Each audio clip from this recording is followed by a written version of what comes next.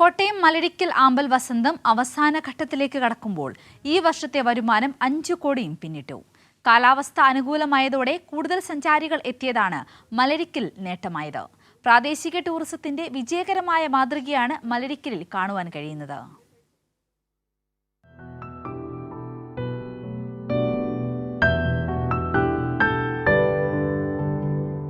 5 മാസങ്ങൾ നീണ്ടുനിന്ന മലരിക്കൽ ആമ്പൽ വസന്തം അതിൻ്റെ അവസാന ഘട്ടത്തിലേക്ക് കടക്കുകയാണ്.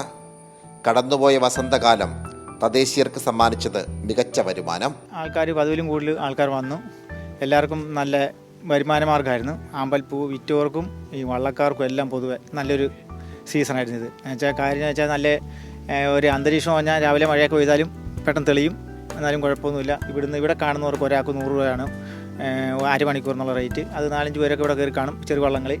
ബാക്കി പോണതിന് 1 മണിക്കൂർ അതെന്നുള്ളത് 4-5 പേര് 6-7 ഒക്കെ കയറി പോകും. 1000 രൂപ എന്നുള്ളത് അത് അവർ ആസ്വദിച്ച് തന്നെയാണ് വരുന്നത്. പൂക്കളെല്ലാം കണ്ട ഒരു 3-4 സൈസ് പൂക്കൾ, ഈ പിങ്കും വൈറ്റ് തന്നെ അല്ലിയാമ്പല്, അങ്ങനെ ഒരു 4-5 സൈസ് പൂക്കളുണ്ട് പറഞ്ഞു വരുമ്പോൾ.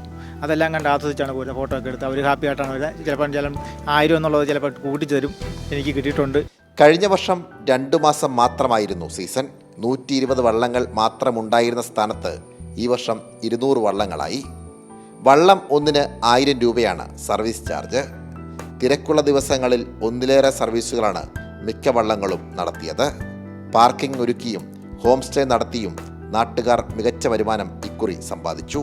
മെയ് 15 മുതൽ ഈ സീസൺ ആരംഭിക്കാൻ പറ്റി. കാരണം തിരുവായ്ക്കരി പാടത്ത് കൃഷി കഴിഞ്ഞിട്ട് വെള്ളം കയറ്റാൻ നേരത്തെ സാധിച്ചുകൊണ്ട് ഇത്തവണ കൂടുതൽ, അതായത് 150 ദിവസത്തോളം നമുക്ക് ഈ ഒരു സീസൺ ലഭിച്ചു.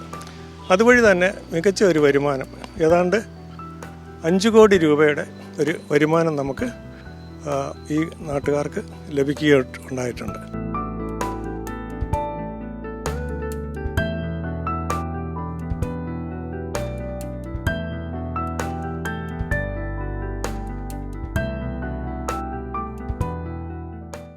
സഞ്ചാരികൾ ഒഴുകിയെത്തിയപ്പോൾ 5 കോടി രൂപയിലേറെയാണ് വരുമാനമായി ലഭിച്ചത്.